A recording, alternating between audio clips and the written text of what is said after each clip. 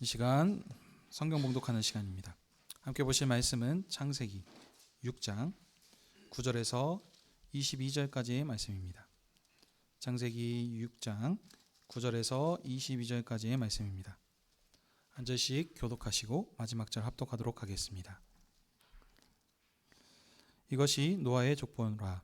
노아는 의인이요 당대의 완전한 자라. 그는 하나님과 동행하였으며 세 아들을 낳았으니 셈과 함과 야벳이라.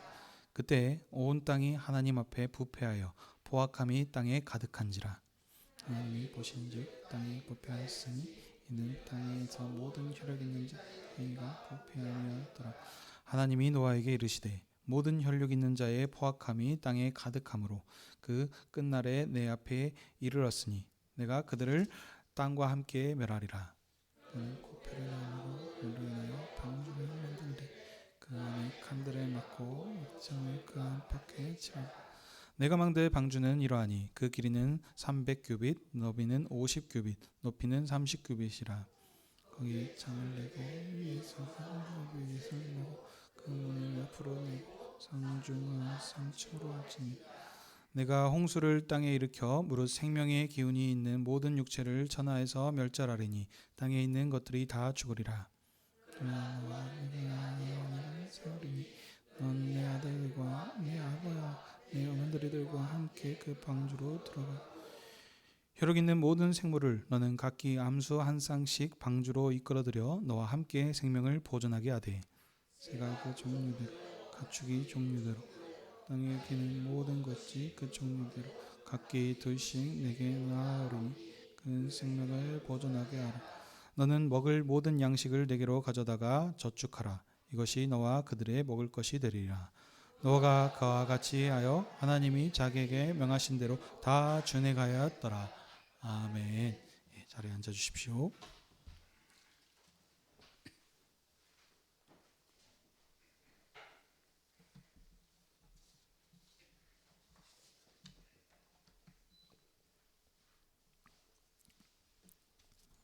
기도하겠습니다.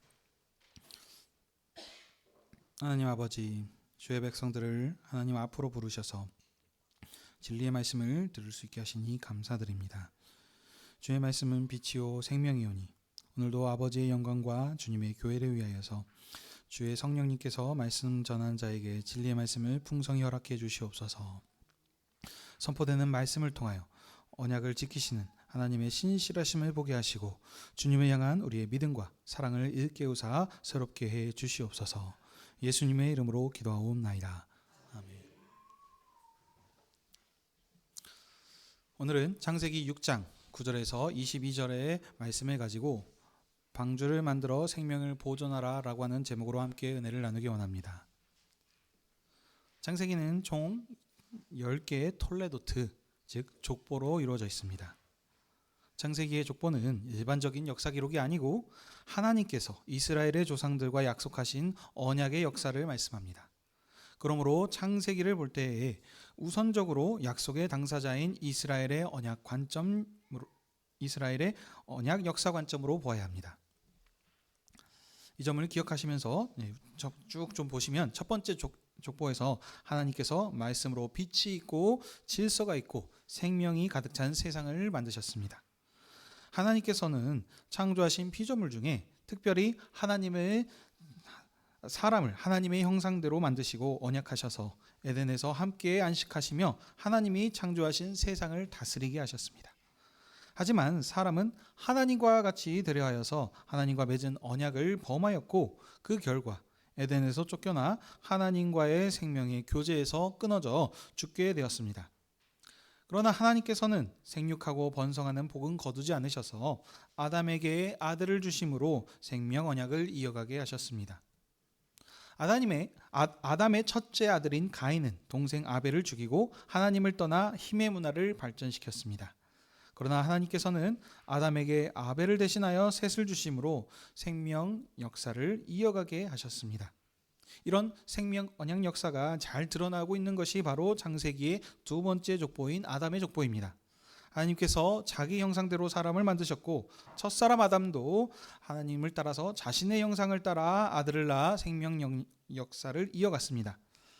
아담의 후손들은 거의 약 1000년에 가까운 삶을 살면서 계속해서 자녀를 낳았는데, 그 중에 아담의 7대 손인 에녹은 하나님과 동행함으로 죽음을 보지 않고 하늘로 올라감으로 죽음을 이긴 승리를 보여주셨습니다. 하나님께서는 이와 같이 아담과 하와의 범죄에도 불구하고 이렇게 큰 은혜를 베풀어 주셨습니다. 그러나 이런 은혜로운 중에는 아담의 족보인 마지막 6장 1절에서 8절 부분에서는 하나님께서 땅을 멸하시겠다라고 말씀하심으로 끝이 납니다. 왜냐하면 하나님의 아들들이 부패하였기 때문입니다. 여기서 하나님의 아들들은 하나님의 이름을 부르던 셋의 후손들입니다.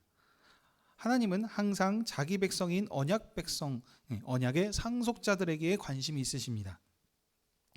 가인의 계열은 하나님을 떠나서 자신의 힘을 의지하는 문화를 만들었기 때문에 이들은 언약의 상속자들이 아닙니다.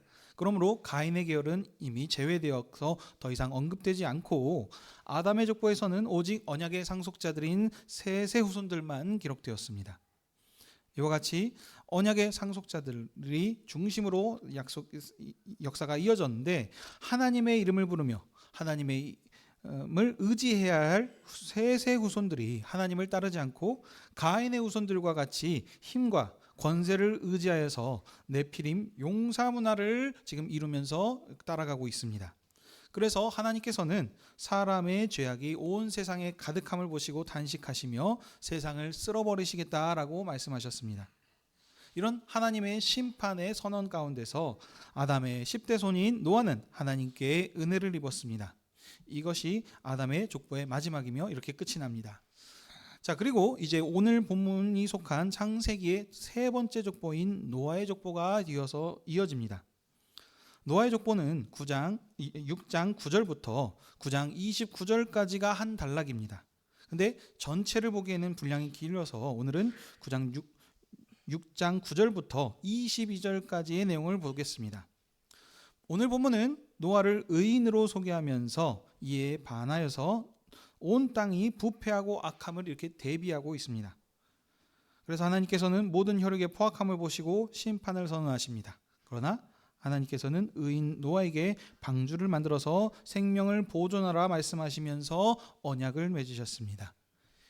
이제 오늘 본문을 자세히 보도록 하겠습니다. 6장 9절 처음 보시면 이것은 노아의 족보니라 라고 말씀하므로 이 족보가 노아의 족보임을 언급하면서 시작하고 있습니다. 그러면서 노아를 소개하는데, 노아는 의인이며 당대의 완전한 자, 하나님과 동행한 자라고 이렇게 말하고 있습니다. 자, 이렇게 의인이다, 당대의 완전한 자다, 하나님과 동행한 자다, 이것은 다 같은 말로서 비슷한 표현을 3번 반복함을 통하여서 강조하는 표현들입니다. 빛이요, 길이요, 진리다, 생명이다, 뭐 이런 식의 이런 것들 계속 성경에서 자주 반복되는 표현들인데 강조하기 위한 표현들입니다. 그래서 여기서는 노아의 의로움을 강조합니다.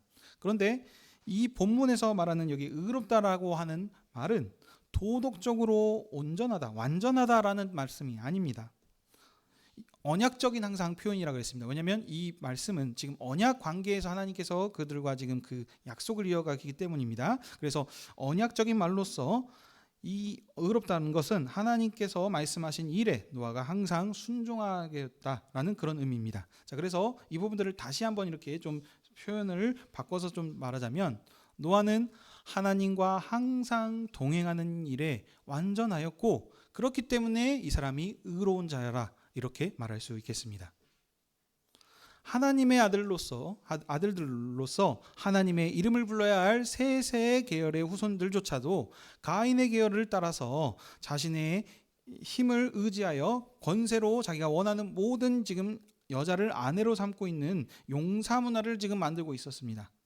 그런데 그 가운데서 노아는 세상을 따르지 않고 오직 하나님만을 의지하면서 하나님과 동행한 삶을 살고 있었습니다. 그래서 노아는 의인인 것입니다. 자, 그리고 다음 10절에 보게 되면 이제 노아의 상속자들을 얘기하는데 세 아들 셈, 함, 야벳을 소개하고 있습니다. 자, 지금까지의 족보들을 보시면 많은 자손들 중에서 지금 아담의 족보를 보시면 상속자로서 한 사람만을 기록하고 있었습니다. 근데 여기서는 그 공식을 깨고 세 아들을 지금 상속자로 기록하고 있습니다.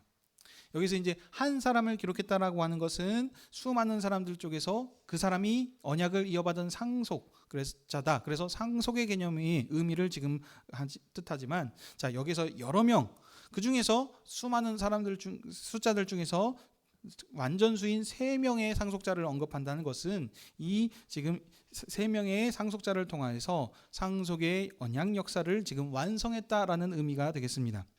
그래서 노아는 아담의 10대 손이죠. 하나님께서는 아담의 족보를 완성하는 이 10대 손인 노아에게 3명의 상속자를 주셔서 온 땅에 퍼지게 하는 생명 언약 역사를 노아에게서 완성시키신 것입니다. 그러나 이 노아가 3명의 지금 상속자가 있었던 이 노아가 살았던 이 때는 11절에 그때에 온 땅이 하나님 앞에 부패하여서 포악함이 가득하였습니다. 12절에 그 당시 상황을 조금 더 설명하고 있는데요. 땅에 있는 모든 혈육 있는 자의 행위가 부패하였다라고 했습니다. 우리가 지난 시간에 6장 4절 7절 말씀을 통해서 살폈듯이 여기서 그때도 부패하였다, 땅에 부패하였다라 그러는데 당시의 부패와 포악은 단순히 도덕적인 것이 아니었다라고 말씀드렸습니다.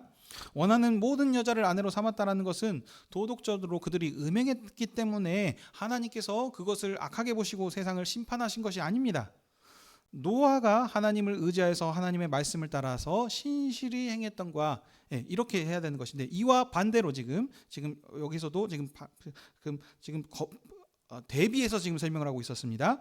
하나님과 말씀을 따라서 신실하게 동행하면서 살고 있었던 것과 반대로 하나님의 통치를 거부하고 자신의 힘을 의지하면서 사는 것, 그리고 하나님의 이름을 부르며 살아야 되는 것인데 그러지 않고 자신의 힘을 의지하고 자신의 권세를 자랑한 것, 이것이 지금 하나님께서 말씀하시는 세상의 부패와 포악이 되겠습니다. 사람의 포악함이 땅에 가득했기 때문에, 다른 말로 말씀드리면 언약의 상속자들의 타락으로 인해서 하나님을 의지하며 하나님의 이름을 불러야 될 사람들이 없어졌기 때문에 하나님께서는 노아에게 그들을 땅과 함께 멸하시겠다라고 말씀하셨습니다. 하나님께서 세상을 심판하시겠다라고 이렇게 말씀하셨지만 하나님과 동행하는 의인 노아는 하나님께 은혜를 입었습니다. 하나님께서 땅의 모든 육체를 홍수로 멸하실 때에 노아에게 방주를 만들라라고 말씀하셨습니다. 하나님께서는 노아에게 만들 방주의 크기와 모양과 재료 등에 대해서 자세히 말씀해 주십니다. 여기서 말씀하시는 것들을 보게 되면은 규빗이 어떻게 되고 어떤 구별을 한다라고 하는데 이것을 통해서 이 배를 만드는 데 있어서 참 이게 아주 황금 비율이다라고 이렇게 설명들을 합니다. 그러나 이것은 우리가 그렇구나라는 것을 그냥 받아들일 수는 있지만 강조점은 그것이 있는 것이 아닙니다. 그러니까 어떤 부수적인 것에 우리가 초점을 맞추는 것이 아니고 하나님께서 당연히 큰 홍수로 세상을 멸하시는 데 있어서 노아의 후손들을 지금 보존하기 위해서는 당연히 그것을 버틸 만한 아주 좋은 그것을 만들도록 하셨을 것입니다. 그렇지만 지금 강조점은 그것이 있는 것이 아닙니다.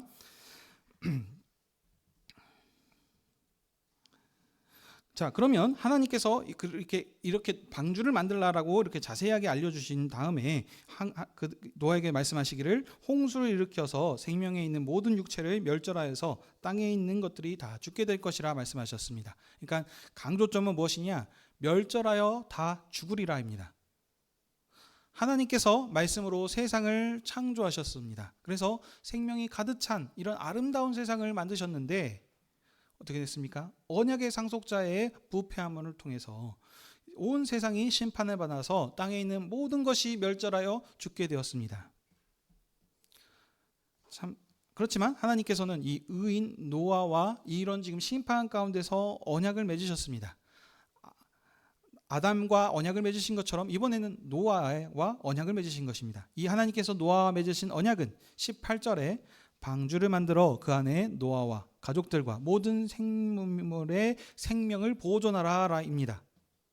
하나님께서는 노아에게 명하시기를 아들들과 아내와 며느리들과 함께 방주에 들어가서 생명을 보존하라 하셨습니다. 그리고 하나님께서 창조하신 모든 생물들이 암수 한 쌍씩 각기 종류대로 방주에 나오리니 그것들과 함께 생명을 보존하라 하셨습니다. 그리고 방주에 있는 모든 생물이 생명을 보존하기 위해서 먹을 것을 예비하라 이렇게 명하셨습니다. 이 지금 하나님께서 아담에게 시키셨던 것, 세상을 다스리고 통치하라 그랬는데, 그때도 보게 되면 하나님께서 각기 종물들을 종류대로 아담에게 이끌어오도록 나오게 이렇게 하셨습니다. 그래서 아담이 그것을 보고 이름을 지었던 것처럼 여기서도 마찬가지로 노아에게 하나님께서 그 모든 생물의 암수 한 쌍씩 각기 종류대로 노아에게 나오게 하셔서 그 방주에 탈 수 있도록 이렇게 하나님께서 인도해 주시는 부분입니다. 자, 근데 이 지금 여기에서 계속 반복되고 있는 단어가 있는데 바로 그것이 생명을 보존하라입니다. 이것이 강조점입니다. 멸절하여 다 죽을 것이다. 그것이 강조점인데 이 가운데서 어떻게 하라? 생명을 보존하라라는 것이 오늘 말씀의 강조점이 되겠습니다. 온 세상이 부패하여서 하나님께서 홍수로 온 땅과 생명을 멸하실 때 방주 안에 들어간 모든 생명들은 멸하지 않고 그들을 통해서 생명을 보존해 주시겠다라고 하나님께서 노아와 언약을 맺으신 것입니다. 이것이 하나님께서 노아와 맺은 언약입니다. 그래서 노아는 하나님께서 자기에게 명하신 그대로 다 준행하였다라고 이렇게 말씀하고 있습니다. 하나님께서는 자신의 상속자로 아담을 지으시고 세상을 다스리게 하셨습니다. 그러나 아담의 범죄로 이 세상 생명 언약 역사에 죄가 들어와서 죽음이 왕노릇하게 되었습니다. 그럼에도 하나님께서는 자비하신 하나님이십니다. 아담에게 그의 상속자로 셋을 주셔서 생육하고 번성하는 복을 주셨습니다.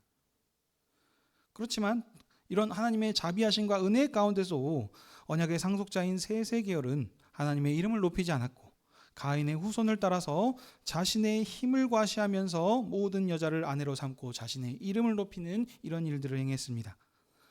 하나님께서는 세상에 사람의 죄악으로 가득 찬 것을 보시고 그들을 지으심을 한탄하시면서 물로 심판하셨습니다. 그러나 이런 하나님의 심판 중에서도 하나님과 동행한 의인 노아에게는 은혜를 베풀어 주셨습니다. 온 세상이 물로 심판을 받아 멸절하여 죽게 될 때 방주를 만들어서 노아의 가족들과 모든 생물들을 보존케 하신 그의 생명들을 보존케 하여 주셨습니다. 아담을 통하여서 시작하신 그 역사를 10대 손인 노아의 때 홍수를 통해서 어떻게 보면 완성하신 것입니다. 홍수를 통해서 죄를 심판하셨으며 물로 첫 세계를 지으셨던 것처럼 이제 물로 이 죄악이 가득 찬 세상을 심판하시고 또 정결케 하심을 통해서 새로운 생명 세계를 지으신 것입니다. 이 말씀을 오늘 애굽의 바로 왕의 권세에서 구원된 시내산에서 율법을 듣는 이스라엘 백성들에게 1차적으로 주셨습니다. 이스라엘은 어떤 사람들입니까? 하나님께서 물로 세상을 심판한 중에서 은혜를 입어서 건짐을 받은 노아와 같이 하나님께서 애굽을 심판하시는 중에서 바로의 권세에서 구원하여 주셨고 홍해 바다를 건너게 하심을 통해서 그들을 물로 씻겨 정결하게 하신 백성들입니다. 새롭게 세상을 정결케 하신 심판 가운데 그런 정결케 하신 세례 시장을 여시는 이 하나님의 인도하심이 이스라엘 백성들에게도 동일하게 일어난 것입니다. 하나님께서는 이 정결케 하신 이 이스라엘 백성들을 시내산으로 인도하셔서 그곳에서 언약을 맺으시고 갱신하셨습니다. 그래서 그들을 제사장 나라로 하나님의 소유로 모든 민족 중에서 장자 백성으로 삼아 주셨습니다. 그러므로 이스라엘은 아담의 후손이며 노아의 후손으로서 하나님께서 맺었던 이 언약을 이어받은 상속자들인 것입니다. 시내산에서 이 말씀을 듣고 있는 이스라엘은 의로운 백성들입니다. 그들이 의로운 이유는 하나님께서 아담으로부터 시작하시고 노아를 통해서 이어지게 하신 이 언약이 이스라엘에게 상속되었기 때문입니다. 그래서 하나님께서는 이스라엘과 항상 함께 하셨고 그들의 조상과 맺은 언약대로 이스라엘과 함께 하시며 그들을 지금 인도하시고 의로운 백성으로 언약을 맺어주셔서 삼아주신 것입니다. 그렇기 때문에 이스라엘이 의로운 백성입니다. 하나님과 함께 동행하고 하나님이 그들과 함께 하시기 때문에 그들이 의로운 백성들입니다. 그들이 율법으로 온전히 지키고 흠이 없고 도덕적으로 완전해서가 아니고 하나님께서 그들과 맺으신 언약이 그들을 가지고 있기 때문에 그들이 의로운 자인 것입니다. 그러므로 이스라엘은 의인 노아와 같이 오직 여호와 하나님을 의지하며 동행하며 여호와 이름을 불러야 합니다. 이것이 그들이 가지고 있는 정체성과 사명인 것입니다.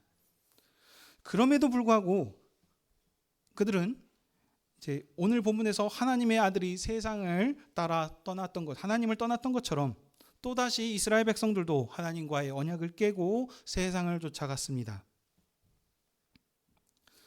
가나안 땅에 들어가서 하나님만 의지하면서 여호와 하나님의 이름을 부르며 그렇게 살아가야 될 이 이스라엘이 가나안 민족에 있는 그들이 가지고 있는 이방신을 따라 섬겼으며 그들이 가지고 있는 그 세상 문화에 동화되고 그렇게 삶을 살아갔습니다. 그래서 이스라엘은 아담이 하나님과의 언약을 깬 것으로 인해서 어긴 것으로 인해서 에덴에서 쫓겨났던 것과 같이 이제 이스라엘도 그 약속의 땅인 가나안 땅에서 쫓겨나 이방의 포로가 되게 되었습니다. 하나님의 약속을 상속받은 상속자들이 지금 쫓겨났기 때문에 그 하나님 나라가 없어졌기 때문에 하나님의 계획이 실패한 것과 같이 되었습니다.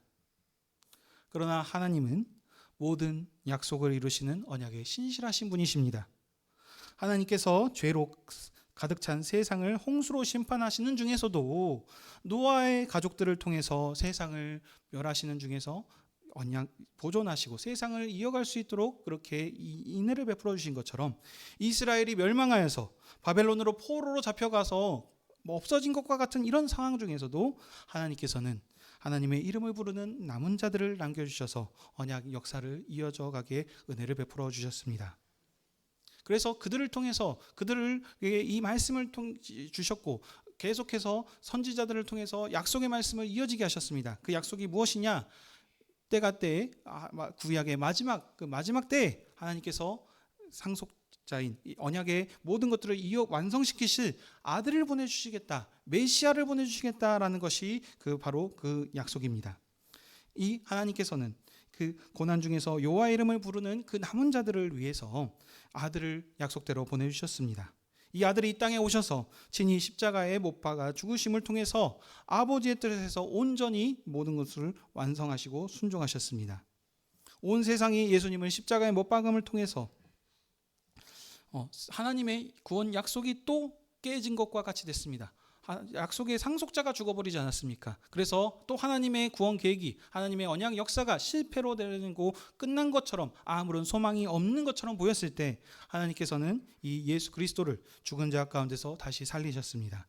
그래서 죽은 자 가운데서 부활하시고 이 죽음을 이기신 아들을 통해서 새로운 언약 역사를 이어가는 그 언약의 상속자로 교회를 세워주셨습니다. 그래서 이제 이 교회가 주님의 언약의 마지막 생명 역사를 경영할 이 상속자들인 것입니다. 그러면 우리가 이 말씀을 이제 어떻게 또 받아들여야 되겠습니까?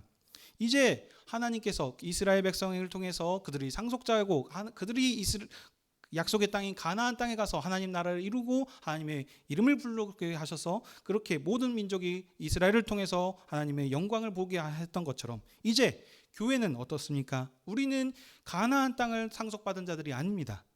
세상의 것, 썩어질 것이 아니고 하늘에 속한 모든 신령한 것을 받은 자들, 이것이 우리 교회가 상속받을 상속이며 우리가 받은 더 큰 은혜일 것입니다. 이제 그러므로 우리가 해야 되는 것은 무엇이냐? 이 상속의 말씀이 우리에게 있다는 것을 기억하시기 바랍니다. 천하 만민을 통해서 그리스도 안에서 그들을 하나님께 돌이키는 이 사명을 이제 교회에게 마지막으로 부탁하신 것입니다. 주님의 택하심으로 교회로 부름받은 성도 여러분, 만유를 그리스도 안에서 하나 되게 하시는 이 영광스럽고 존귀한 일을 이제 교회에게 상속시켜 주시고 맡겨 주셨습니다. 우리가 주님의 마지막 생명 언약 역사를 경영할 상속자로 택함 받은 것은 우리가 노아처럼 의로워서가 아닙니다.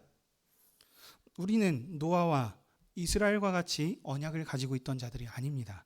이방인들입니다. 언약과는 일도 상관이 없는 주님을 떠나서 주님을 몰라서 세상과 같이 주님을 원수된 삶을 살아가고 있었던 자들입니다. 그런데 하나님께서 약속대로 아들을 보내주심을 통해서 이제 이스라엘만, 유대인만이 하나님 나라 백성이 된 것이 아니고 이방인들도 예수 그리스도를 왕으로 믿고 믿는 모든 자들을 하나님의 자녀가 되고 하나님 나라 백성이 될 수 있는 그런 큰 은혜의 역사를 하나님께서 열어주셨습니다. 이 일을 통해서 이 새로운 하나님 아들로 인하여서 우리가 이 예수 그리스도를 믿을 수 있게 되었고, 이 믿는 것 자체도 우리가 하나님을 찾고 문을 두드리고 막게 된 것이 아니고 하나님께서 우리를 찾아와 주셔서 하나님을 알게 하시고 예수 그리스도를 믿게 하셔서 우리가 이런 의로운 예수 그리스도의 몸으로서 이런 삶을 살아갈 수 있는 교회가 되게 은혜를 베풀어 주신 것입니다. 이 모든 것은 우리가 의롭기 때문이 아니고 하나님의 신실하심 때문에 우리가 의롭다라고 칭함을 받게 된 것입니다.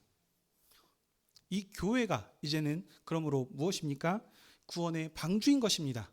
이 노아가 이 구원의 방주를 만들어서 거기에서 탁한 자들은 이제 세상을 멸하는 심판 가운데서 생명을 보존하고서 하나님 나라 역사를 이어가게 하셨던 것처럼 이제 이 교회가 안에 그 구원이 있는 것입니다. 우리가 이 하나님 나라 백성으로서 교회로서 이 구원의 방주인 교회에 속해 있기 때문에 우리는 정말 참으로 정말 너무나도 은혜롭고 하나님께 측량할 수 없는 은혜를 받은 자들입니다.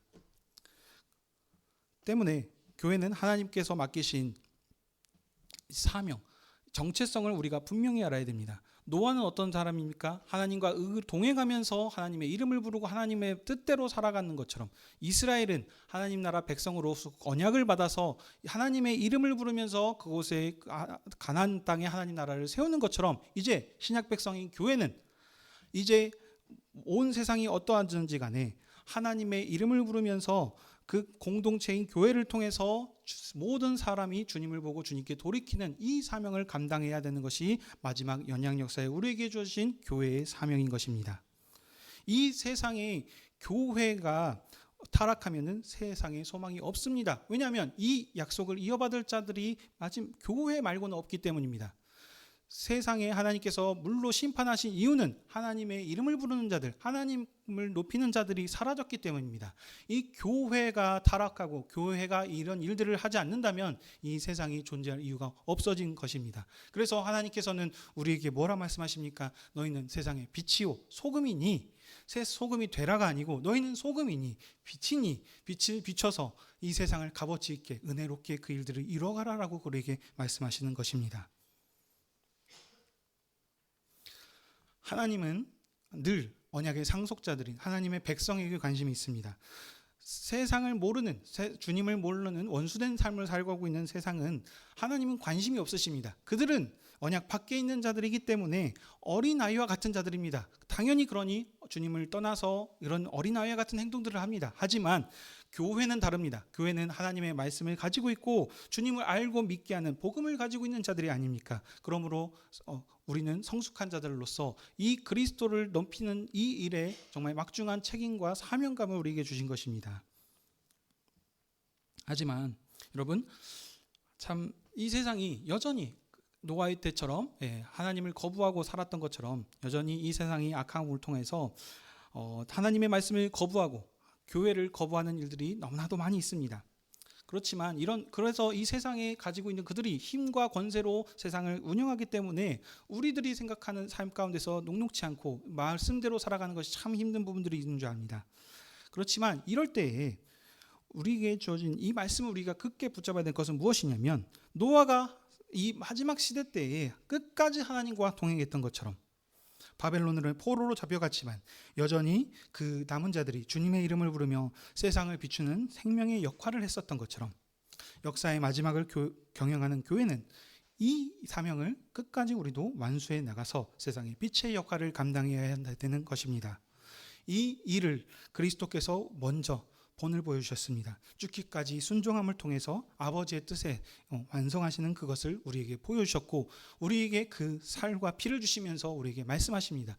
내가 너희 아버지를 위해서 산 것처럼 너희도 나를 위해서 이 사명들을 끝까지 완수하면서 살아라 라고 우리에게 이렇게 말씀하고 계신 것입니다. 그러므로 사랑하는 성도 여러분, 하나님의 존귀한 이름이 우리의 입술에 달려 있습니다. 다른 말로 세상의 구원이 우리의 손에 달려 있는 것입니다.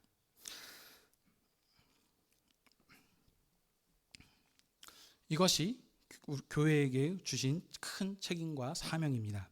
우리에게 이런 참 큰 존귀하고도 영광스러운 사명을 우리에게 주셨습니다. 그러므로 우리가 세상에 어떤 역경과 고난이 있을지라도 우리가 그 세상의 것으로 인하여서 무엇을 먹을까, 무엇을 입을까, 세상의 것들로 인하여서 고민하지 마십시다. 왜냐하면 이 모든 만물을 만드신 하나님께서 우리와 약속해 주셨고 교회와 함께 하심을 통해서 언약 역사를 완성하실 것이다 라고 하셨기 때문입니다. 이제 물로 깨끗하게 지은 세상은 더 이상 물로 심판하지 않으실 것입니다. 이 약속된 때에 예수 그리스도께서 다시 오신다 말씀하셨습니다. 그때 주님께서 다시 오셨을 때는 이 복음을 믿지 않는 자들에는 물리 심판이 아니고 불의 심판을 통해서 이 세상을 정결하게 하시고 깨끗게 하실 것입니다. 그러므로 이 일을 감당하는 데 있어서 우리가 교회가 항상 깨어서 만물이 하나님의 거처가 되도록 마지막 사명들을 끝까지 감당해 가시는 의의 상속자들이 다 되시길 주님의 이름으로 축복합니다. 아멘. 기도하겠습니다. 하나님 아버지, 오늘도 주님의 교회를 주님 앞으로 불러주시고 주님의 말씀으로 우리의 믿음과 사명을 일깨워 주시니 감사드립니다. 세상에 심판받은 이유는 하나님의 백성들이 모두 주님을 떠나서 삶을 살았기 때문임을 우리가 배웠습니다. 그러나 하나님께서는 그런 심판 가운데서도 하나님과 동행하는 언약의 상속자들을 남겨주셔서 그 언약을 이어가게 하셨고 이제 그 약속을 이루어 주셨습니다. 그 약속을 이어받은 자들이 이제 교회에 오니 비록 세상이 여전히 왕노릇하면서 주님의 말씀을 거절하고 있지만 교회가 마지막 시대를 봉사하는 언약의 상속자들로서 세상이 어떠하든지 간에 하나님을 증거하는 빛과 소금의 역할을 신실히 감당해 나갈 수 있게 인도해 주시옵소서. 감사드리며 이 모든 말씀 우리 주 예수 그리스도의 이름으로 기도하옵나이다. 아멘.